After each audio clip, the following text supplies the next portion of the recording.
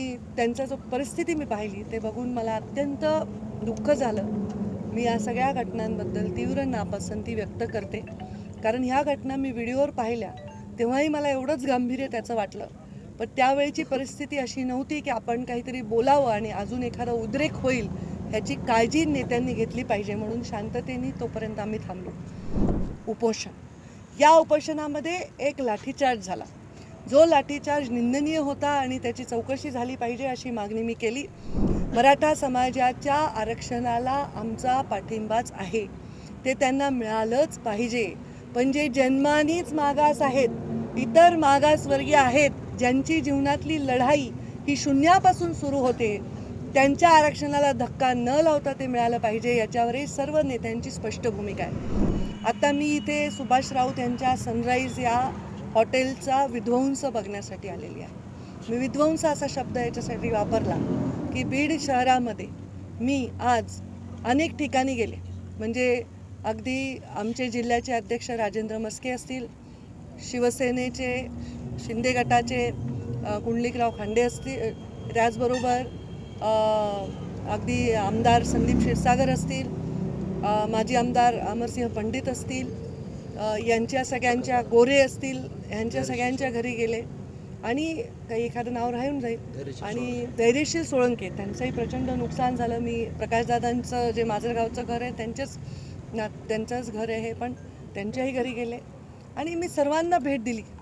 आणि त्यांचा जो परिस्थिती मी पाहिली ते बघून मला अत्यंत दुःख झालं.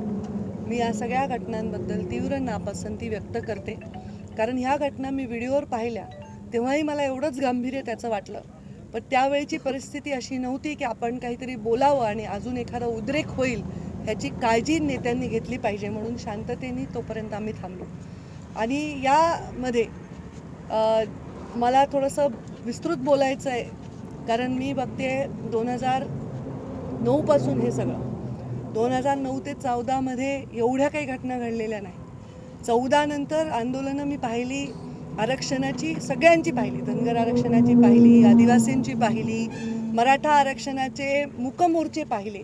एवढंच नाही तर त्यावेळी मराठा समाजाचा ठिय्या आंदोलन महिनाभर परळी वैजनाथ येथे होतं. म्हणजे मुंबई ही आर्थिक राजधानी इथे नाही, नागपूर ही सुद्धा जिथे अधिवेशन भरतं तिथे देखील नाही, कुठेही आपल्या झालं नाही. पण ह्या परळीमध्ये महिनाभर झालं. पण कुठेही असा वाईट प्रकार घडल्याचं कधी आठवत नाही. एक आंदोलन माझ्या शिवशक्ती परिक्रमेच्या आजूबाजूला गाजत होतं, ते म्हणजे आंतरवेलीमधील जरांगेंचं उपोषण. या उपोषणामध्ये एक लाठीचार्ज झाला. जो लाठीचार्ज निंदनीय होता आणि त्याची चौकशी झाली पाहिजे अशी मागणी मी केली. की मराठा समाजाला आरक्षण मिळावं याच्यासाठी एक व्यक्ती उपोषण करत असेल, आमरण उपोषण, त्यांना पूर्ण राज्यातून सपोर्ट मिळत असेल, अशा ठिकाणी सुरक्षा व्यवस्थेचा प्रश्न निर्माण झाला. त्याच्यावरही मी निंदा केली.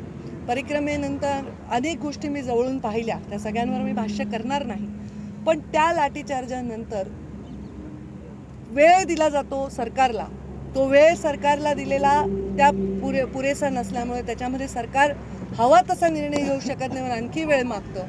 त्यावेळी उपोषण सोडण्याच्या दिवशी ह्या अशा प्रकारच्या घटना घडतात. ह्या घटना अप्रिय आहेत. मराठा समाजाच्या आरक्षणाला आमचा पाठिंबाच आहे, ते त्यांना मिळालंच पाहिजे. पण जे जन्मानीच मागास आहेत, इतर मागासवर्गीय आहेत, ज्यांची जीवनातली लढाई ही शून्यापासून सुरू होते, त्यांच्या आरक्षणाला धक्का न लावता ते मिळालं पाहिजे, याच्यावरही सर्व नेत्यांची स्पष्ट भूमिका आहे.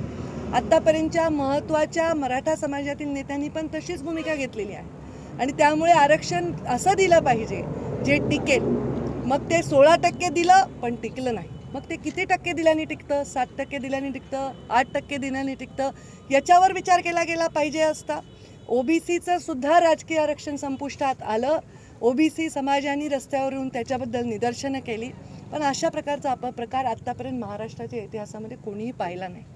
मराठा समाजातील सर्व समंजस आणि संयमी लोकांना सुद्धा मला नाही वाटत की या गोष्टीच्या बद्दल कुठेही म्हणजे अप्रियता अशी वाटलेली आहे.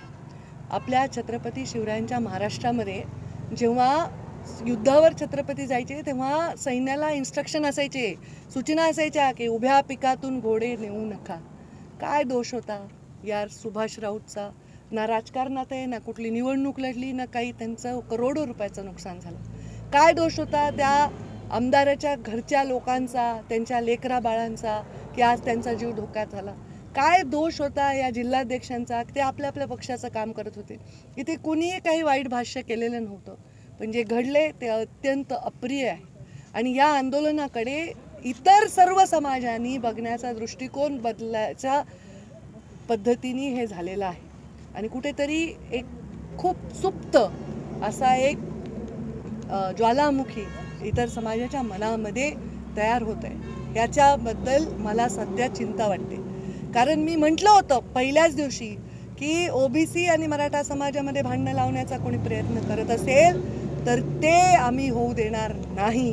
ह्याच्यामध्ये कुठेतरी एक सुप्त लाट अशी निर्माण करायचा प्रयत्न होत असेल तर ते आम्ही होऊ देणार नाही. पण या घटनेनंतर मात्र अत्यंत मोठा असंतोष सर्वांमध्ये, म्हणजे काही गावांमध्ये तर असं झालं की छोटी छोटी 2-3 घरं आहेत इतर समाजाची, तिथे काही लोकांनी येऊन त्यांना बाहेर काढून त्यांचे घरं जाळले, धक्काबुक्की केली, मारामारी केली. या घटनांविषयी मला वाटतं कोणी पण आंदोलनकर्ते असतील, आरक्षण मागणारे असतील आणि नेते असतील, यांनी याच्याबद्दल कुठेतरी या घटनांचा निषेध केला पाहिजे. आपल्या महाराष्ट्राला एक संस्कृती आहे. आपल्या महाराष्ट्राच्या या संस्कृतीला साजेशी आंदोलनं इथे आत्तापर्यंत इतिहासात झालेली आहे. कधी अशा प्रकारची अप्रिय घटना घडलेली नाही. ही त्याची सुरुवात नसेल तर हा त्याचा शेवट पाहिजे. इथून पुढे असं काही महाराष्ट्राला पाहायला लागू नये अशी माझी सर्वांना विनंती आहे. प्रत्येक जण प्रत्येकाला सपोर्ट करतो, आम्ही पण सपोर्ट करतोय, आमची भूमिका मांडतोय. पण तुमच्यापेक्षा थोडी वेगळी भूमिका जर कोणाची असेल तर त्याला दहशत वाटावी. त्याला आंदोलन म्हणत नाही. आंदोलनाचं आतंकात रूपांतर झालं नाही पाहिजे. नाही तर रस्त्यावर जर सगळेच यायला लागले तर फार अवघड परिस्थिती निर्माण होईल. मला असं वाटतं की मराठा समाजाच्या आरक्षण